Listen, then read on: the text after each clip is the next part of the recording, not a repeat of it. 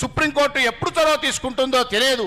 గుడ్డిలో మెల్ల నయమన్నట్టుగా తెలుగు రాష్ట్రాల్లో ఉన్న చట్ట ప్రకారం ఉండాల్సిన ధార్మిక పరిషత్తునైనా పునరుద్ధరణ చేసి ఆ ధార్మిక పరిషత్తుకే సర్వాధికారాలు, ఆలయ పాలన నిర్ణయ అధికారాలు ధార్మిక పరిషత్తుకే ఏర్పాటు చేసి పరమహంస పరివ్రాజకులు తెలుగు రాష్ట్రాలకు ఏకైక జగద్గురు ఆదిశంకరాచార్య పరంపర పీఠమైనటువంటి పుష్పగిరి పీఠం లాంటి నిరంతరం ధర్మనిష్టగా ఉండేటువంటి అలాంటి ధర్మాచార్యులతో ఆ ధార్మిక పరిషత్తును లో సభ్యులుగా ఏర్పాటు చేసి వారి ఆధ్వర్యంలో ఆలయ పాలన సాగేటట్టు చేస్తే తప్ప ఇవాళ ఇక్కడ జరిగేటువంటి అవినీతి అక్రమాలు దౌర్జన్యాలు తొలగే అవకాశం లేదు.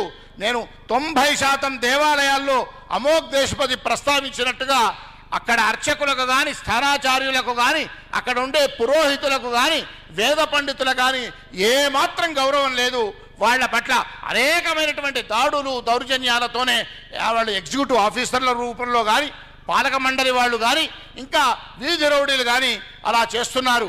అలాంటి దౌర్భాగ్యాల ఫలితమే ఒక రామతీర్థం, అలాంటి దౌర్భాగ్యాల ఫలితమే ఒక అంతర్వేది, అలాంటి దౌర్భాగ్యాల ఫలితమే ఇక్కడ ముత్యాలమ్మ దేవాలయం ఇంకా వెలుగులోకి రాని అనేకమైనటువంటి అది